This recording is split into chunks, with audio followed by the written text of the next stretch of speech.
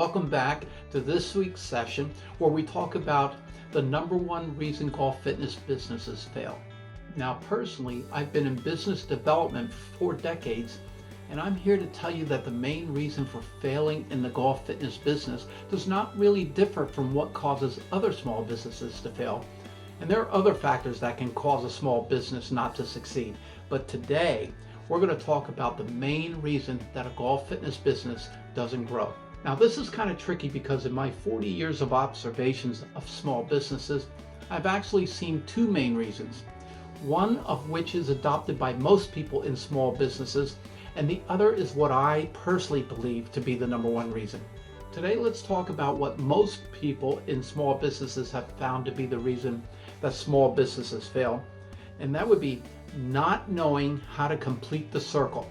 Now, let me tell you what I mean by that. Although many body movement professionals struggle with ways to get new golf fitness clients in the door, a follow-up procedure, or lack thereof, has been the biggest roadblock to success. Learning how to complete the circle with a prospect is critical in growing your business. What do I mean by completing the circle? Well, it looks like this. The starting point would be to connect with a prospect. Then plan your steps to turn that prospect into a client, and that would be your end step. If you're working your business correctly, there are several steps you take your prospect through to turn them into a client. First, you get a prospect, and then you meet them. You gather necessary information to determine how to help them. You prove that you actually can help them during your conversations. You build a relationship. Then you follow up with an invitation to come in so you can show your solution. That last point of following up is where most people relax, and that's mainly because the follow-up might take more than 1 email or 1 phone call, and therein lies the key to complete the circle. See, when I'm consulting with golf fitness providers that tell me they are struggling with getting people in the door, the first thing I ask about is their follow-up procedure. My question to them would be, did you call them or did you email them? Now the answer I usually get is yes, but I got a voicemail. Left a message, but the prospect didn't return my call. Or I'll get something like, I emailed them, but got no reply. So my next question to the business owner will then be, so how long did it take you to get to your 6th follow-up call with this person?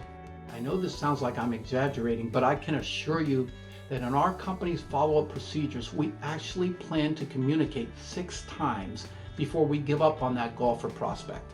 Now that 6 times may be over a 2 or 3 month period, and we change the message a little bit each time, whether it's by phone or email, because you never know when it's the perfect time for them to react in your favor to your communication. One of those times you might just use the right words that trigger a positive response. The bottom line, learn how to follow up with your prospects. Plan on making this one of your most important steps, and your golf fitness business will grow. So therefore, close the circle. By learning how to close the circle, you will be light years ahead of most everyone else that claims to provide golf fitness services in your region. This would be one of your images of difference over your competition because most people won't take the time to follow up multiple times. Here are some ideas on how to do this. Create a come-up system.